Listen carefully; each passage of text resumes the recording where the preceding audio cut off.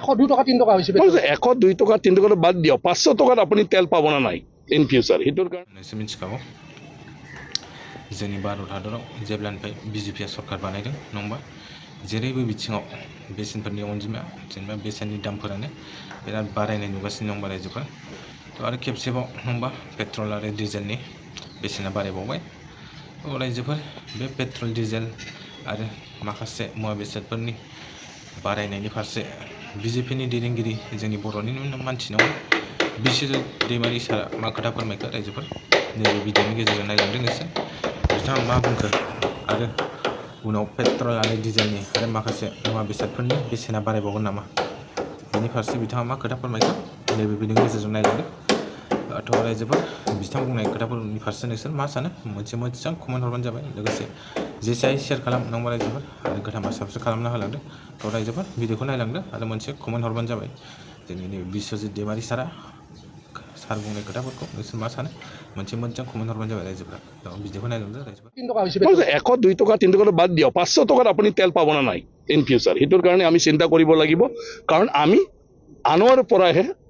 নিৰ্ভৰ কৰি আমাৰতো তেল নাই এতিয়া আমাৰ বাক্সা তেল বিচাৰি আছে অলপ পাব কৈ আছে যদি পায় তো আমাৰ নিজৰ অলপ হ'ব আপাৰ আসামত যিমান আছিলে তো শেষ হ'বলৈ গৈ আছে এতিয়া আমাৰ যিমান মানে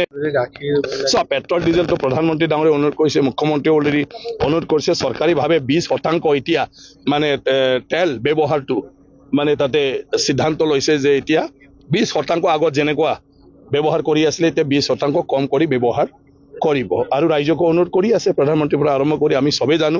যুদ্ধ চলি আছে আৰু যি জায়গাবিলাকৰ পৰা আমাৰ তেল আমদানি কই না আনাটো আমি ইম্পৰ্ট কৰো গতিকে ৰাস্তাত ডিস্টাৰ্ব দেশৰ ডিস্টাৰ্ব বিভিন্ন ডিস্টাৰ্ব এই কাৰণে আমাৰ অভাৱটো হৈছে গতিকে আমি এতিয়া হিতৰ লগত মিলি ফালে চলিব লাগিব এতিয়া চাওক বিভিন্ন বস্তুৰ দাম বঢ়োৱা হেতু হল যিসকলে যোগানকাৰী যিসকলে উৎপাদনকাৰী তেওঁলোকৰ ওপৰত নিৰ্ভৰ হয় তেওঁলোকে যদি বেছি খৰচ কৰি বস্তু আনিবলগীয়া হয়তো বস্তুৰ পৰাই দামটো উলিয়াব লাগিব যদি তেল এতিয়া ঘনিছে ভূটানত অলৰেডি 50 টকা বাঢ়িল তেল যেটো আমাৰ তামুলপুৰৰ মানুহখিনিয়ে ভূটানৰ তেল লৈ আছিলে এতিয়া আমাৰ ভূটানৰ তেলটো 50 টকা পাৰ লিটাৰ বঢ়াই দিলে গতিকে কালি পৰখি আমাৰ যদি এই অৱস্থা হয় তেতিয়া এইখিনিৰ দামটোতো বস্তুৰ ওপৰত ল'ব না যেটো বস্তু মানে টানোতে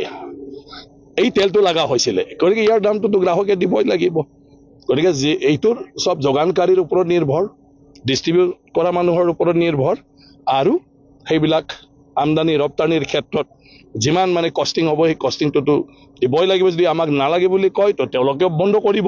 আমাক যোগান ধৰাটো গতিকে পৰিস্থিতিয়ে কৰা সেইটো কোনোবা মানুহে কৰিম বুলি কৰা নহয় সেইকাৰণে নিজে নিজে সাৱধান হ'ব লাগে যিমান পাৰে এতিয়া